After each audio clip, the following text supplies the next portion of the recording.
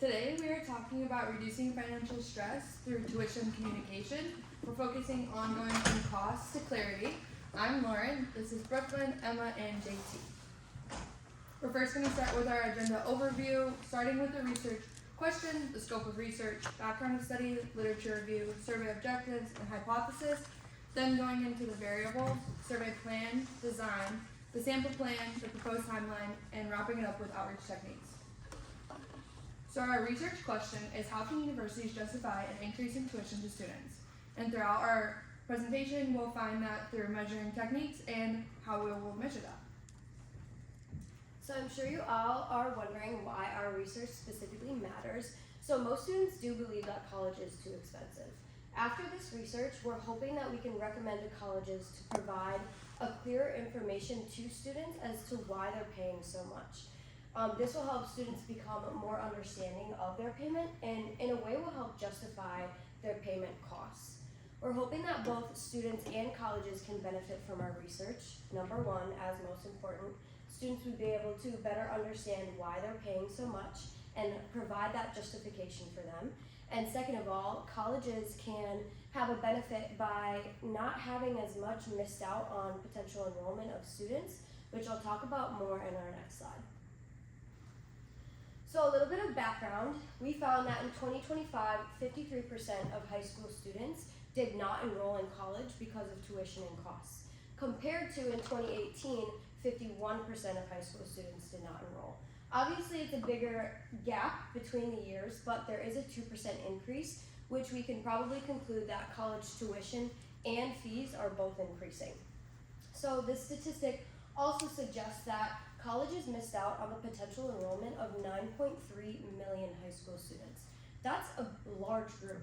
So if we're able to provide colleges and recommend to them to provide clear information for why payment costs are so expensive, then they'll hopefully won't miss out on such a large potential of enrolled students in the future. So when you dive into the literature on the subject, there's a lot of studies done on how students feel about this. A lot of students, 70%, are stressed out about their finances. This is a real thing that impacts the majority of college students. That stress also does impede students' ability to succeed academically, socially, and within their relationships. Beyond that, students also found that when they are faced with raising their tuition, that is not matched by what they're seeing in value. They're not perceiving it the same way in terms of increased infrastructure, services, quality of education, things like that. From the university side of things, raising tuition are seen as very valid, and they have many reasons for doing so, and they do provide these reasons. Things like rising inflation, rising costs, higher demand for higher education, infrastructure, new positions and new salaries of administration staff, things like that are all cited as reasons why tuition is raised. What we found was a potential gap here in a lot of the research. Not many studies were done that connected these two groups, the students and the universities. What information out there is pretty clear, but how the information is disseminated and how the students perceive that is unclear, and a large gap in our literature review that we're looking to explore. Okay, so moving on to our survey objectives. Number one, we want to understand tuition awareness.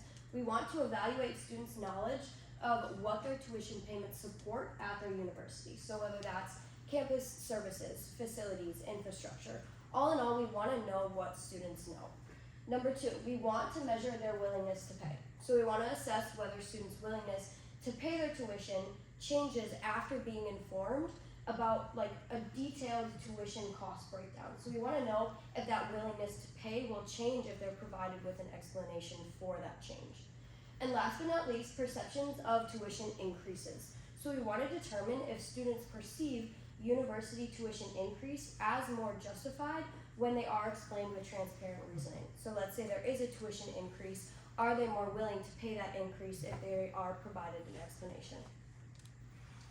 Taking a look now into our hypothesis, our first one will be providing students with a detailed information about the costs that actually go into their college tuition and their actual willingness to pay for that tuition. And for our second one, it'll be students' increased willingness to pay will be positively associated with that more detailed understanding. And in order to measure that, we'll be asking questions regarding how much they know about the factors of tuition and then based on that, how much they would actually be willing to pay. For our variables for that, the independent variables will be the cost information itself and the actual pricing structures that students are educated with. And for our dependent variables, it'll be students' actual willingness to pay and attend college. So for our survey plan, we'll of course be using Qualtrics. We're doing a mix of short answer, multiple choice, and a Likert skill to get a good range of questions and responses. We'll sharing it using links and QR codes, and definitely taking advantage of social media. That'll be pretty key to how we distribute our survey. So something like this is a great example of a short answer question. We'll prompt you with something that's more like a multiple choice, something ranging from positive to negative. But not only are we getting information that's quite quantitative on whether you think positive or negative or something, we're also trying to understand why.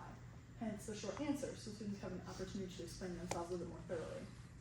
As you can see how we displayed on our laptop, there's a cell phone. We also have multiple choice. This would be great for something like this where there's a lot of ranging factors. Not everyone goes to college for one reason, and we're trying to grasp the reasoning behind people's decisions.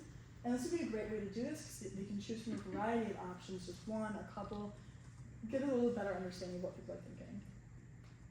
The Likert skill would be great to measure things like trust and how people view things and whether or not things are reasonable, because a lot of that comes on a nice scale.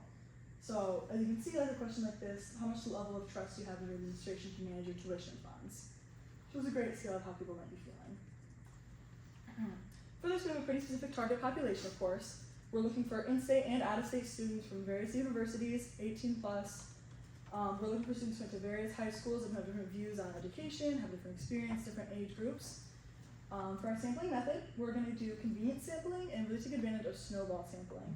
This, we're hoping, will guarantee a variance of students and will be easiest and most efficient to get a high number of people involved, which is what we're aiming for because we're looking at about 200 respondents at least to be reflective of a college population.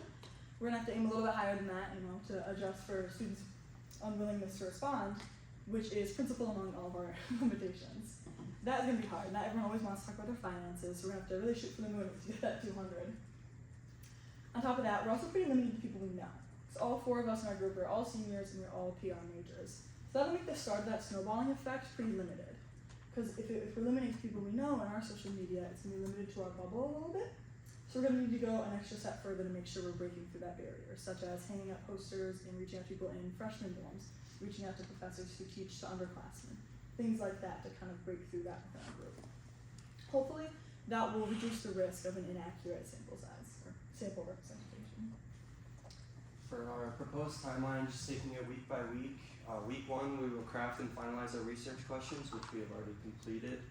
Week 2, we will build a pilot test survey and send it out to about 10 people, just to make sure that there's no problems and all the questions look right. Weeks 3 and 4, we'll actually we'll create the distribution materials that we can hang up around campus, and then actually send out the survey to our target sample, and start getting our responses. Week 5, we'll close the survey and eliminate incomplete answers or repeated answers. Week 6, we'll analyze our results and then start writing our report, and then week 7, we'll finalize that report, get our presentation done, and wrap up our research project. And to wrap up our presentation, some outreach techniques that we're going to be using is informative posters. We're going to print off about 30 to 40 posters in the free printing in Hedgecock, and getting this approved by the Center for Student Enrichment. You can have a poster up for about a week if you get it approved, and this poster will have the QR code and information to find why you should fill out our survey and the link to our survey. And then this graphic we will be using for our social media reach, posting on our social media accounts on stories with the link directly there to post, and on our LinkedIn accounts, getting that reach.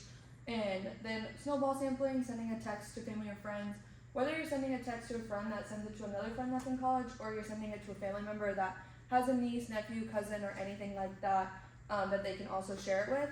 And then faculty support, creating about a 1-slide presentation to share that with faculty, whether we're sharing it in person and going and talking to a class, or we're sharing it with faculty that we feel will be supportive and help us reach our goal. And we just have our work cited, and that's the end of our presentation.